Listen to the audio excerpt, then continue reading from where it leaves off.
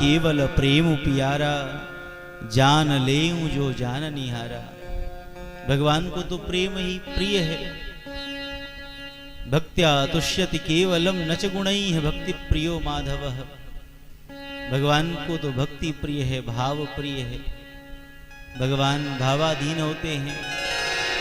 कोई अपने जब तप अनुष्ठान व्रत से चाहे कि हम भगवान को प्रसन्न कर लें, तो भगवान प्रसन्न होने वाले नहीं हैं। राजस्थान में एक भगवान के परम भक्त हुए श्री धन्ना जी महाराज। धन्ना जी महाराज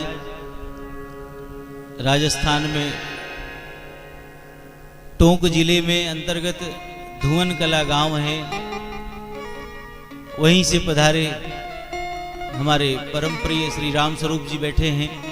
टोंक जिले से पधारे हैं, परम भागवत हैं। श्री धन्ना जी महाराज भगवान के अद्भुत भक्त हुए। धन्ना जी महाराज जो हैं, उनके पिता का नाम था मन्ना जाट। उनके यहाँ कोई संतान नहीं था। एक बड़े समर्थ गुरु उनके यहाँ संत आते थे, त्रिलोचन महादेव उनका नाम था। उनकी कृपा से धन्ना जी का जन्म हुआ और धन्ना जी महाराज धीरे धीरे जब बड़े हुए, 5-6 वर्ष की अवस्था, एक बार गुरुदेव त्रिलोचन महादेव पधारे। धन्ना जी महाराज सेवा में लगे थे, तो गुरुदेव के पूजा के लिए तुलसी दल ले आते, पुष्प उतार करके ले आते। गुरुदेव प्रातः काल शालिग्राम भगवान की बड़े भाव से प्रेम से सेवा करते। धन्ना जी महाराज बड़े प्रसन्न होते। एक बार तो गुरुदेव से उन्होंने हट कर लिया कि गुरुदेव हमको भी ठाकुर चाहिए, जैसे आप सेवा करते हैं वैसे हम भी सेवा करेंगे। गुरुदेव ने कहा कि बच्चा तू अभी छोटा है, भगवान की सेवा जो है वह उसके लिए विधि है, विधान है, तुम उतनी पवित्रता नहीं रख सकोगे,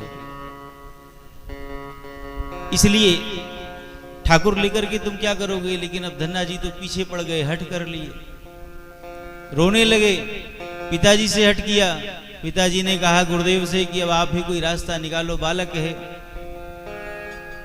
तो गुरुदेव भगवान सुबह गए स्नान करने के लिए। स्नान करने गए तो वहां नदी के किनारे से काला काला बड़ा सा पत्थर लेकर के आए और ला करके अपने सिंहासन पर रखा। तो अपने ठाकुर जी को नीचे रख दिया और नदी के तट से जो वह काला पत्थर लेकर के आए थे बड़ा, उसको ऊपर रख दिया सिंहासन पर।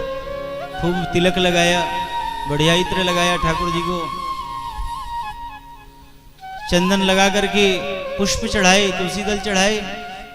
धन्ना जी जब आए, धन्ना जी से गुरुदेव ने कहा कि धन्ना ये बताओ, हमारे यहाँ 2 ठाकुर हैं, एक ऊपर जो बैठे हैं वो राजा ठाकुर हैं और नीचे जो बैठे हैं वह सेवक ठाकुर हैं, तो तुमको कौन सा ठाकुर चाहिए, राजा ठाकुर चाहिए या सेवक ठाकुर चाहिए।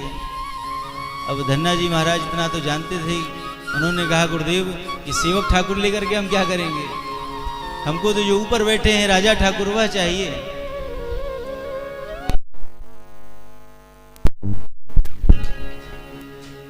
गुरुदेव प्रसन्न हो गए, गुरुदेव भी तो यही चाहते थे। गुरुदेव ने वह जो नदी के तट से काला पत्थर लेकर के आए थे इसको दे दिया और कहा धन्ना बड़े पवित्रता से सेवा करना, सुबह स्नान करके इनको स्नान कराना, स्नान करा करके इनको सुंदर इत्र लगाना, सुंदर चंदन तिलक करना, तुलसी दल पुष्प चढ़ाना, बढ़िया आरती करना, ठाकुर जी की स्तुति करना और आरती स्तुति के बाद भगवान को सुंदर भोग लगाना और भोग लगा करके फिर भोजन करना, भगवान को खिला करके ही खाना। यह नियम अवश्य पालन करना। धन्ना जी महाराज प्रसन्न हो गए, जो गुरुदेव आज्ञा आपकी।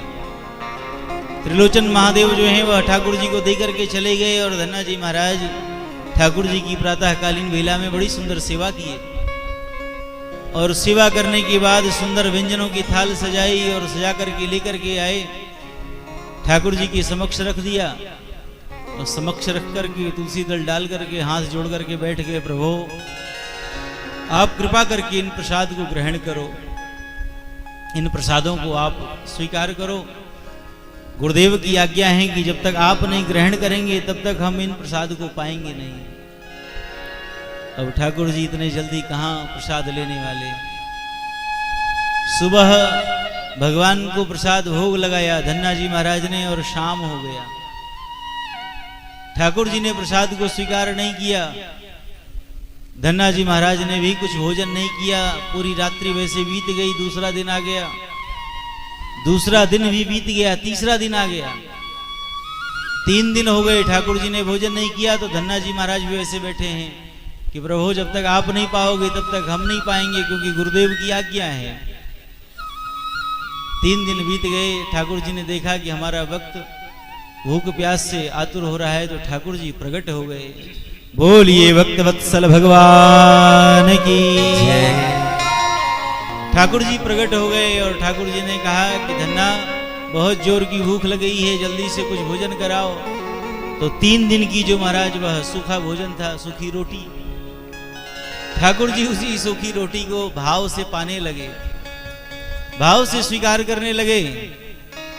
और महाराज भगवान इतने भूखे थे कि धन्ना जी ने कहा कि प्रभु कुछ प्रसाद हमको भी मिलेगा कि सारा अकेले पा जाओगे आप।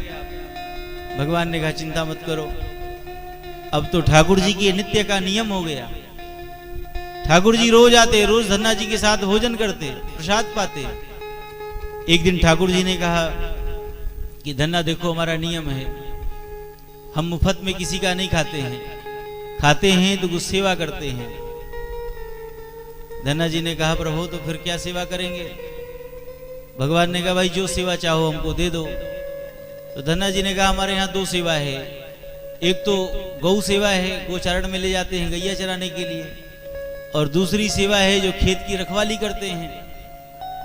तो ठाकुर जी ने कहा कि गैया चराने का तो हमको अभ्यास है, इसलिए गोचारण की सेवा तुम हमको दे दो। तो ठाकुर जी जो हैं वह धन्ना जी की गैया चराने लगे। कैसा प्रेम, कैसी भक्ति की परावस्था। ठाकुर जी जो है वह धन्ना जी महाराज की गैया चराने लगे। धीरे धीरे समय व्यतीत हुआ और वही गुरुदेव जो ठाकुर जी को दे करके गए थे, सारा नियम बता करके गए थे, वह गुरुदेव भगवान फिर पधारे।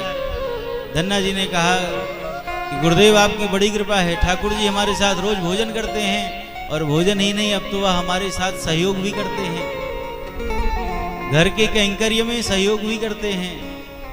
गुरुदेव को बड़ा आश्चर्य हुआ। गुरुदेव ने कहा कि हमें भी ठाकुर जी के दर्शन कराओगे। उसने कहा बिल्कुल कराएंगे। अब जैसे ही धन्ना जी ने ठाकुर जी की सेवा की, सेवा करने के बाद थाल परोस करके रखा, ठाकुर जी को बुलाए तो ठाकुर जी तो आ गए। धन्ना जी ने कहा गुरुदेव ठाकुर जी आ गए हैं, आप उनका दर्शन करो।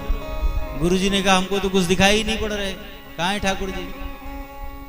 धन्ना जी ने कहा कि तो गजब चक्कर है, हमको दिख रहे हैं ठाकुर जी बैठे हैं सामने, और गुरुदेव कह रहे हैं हमको दिख ही नहीं रहे।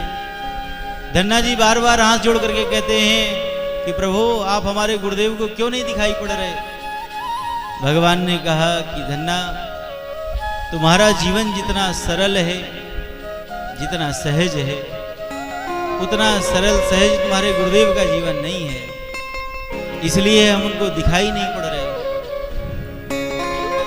धन्ना जी ने भगवान को हाथ जोड़ लिया, प्रभु अगर आप गुरुदेव को दर्शन नहीं देंगे तो गुरुदेव कहेंगे हम झूठे हैं, इसलिए हे गुरुदेव हमारे ऊपर कृपा करो, लेकिन आप गुरुदेव को दर्शन दो। भगवान ने धन्ना जी से कहा कि धन्ना तुम गुरुदेव की गोद में बैठ जाओ, और जब तुम्हारे इस शरीर का स्पर्श गुरुदेव को होगा तो उनको हमारा दर्शन सहज प्राप्त हो जाएगा।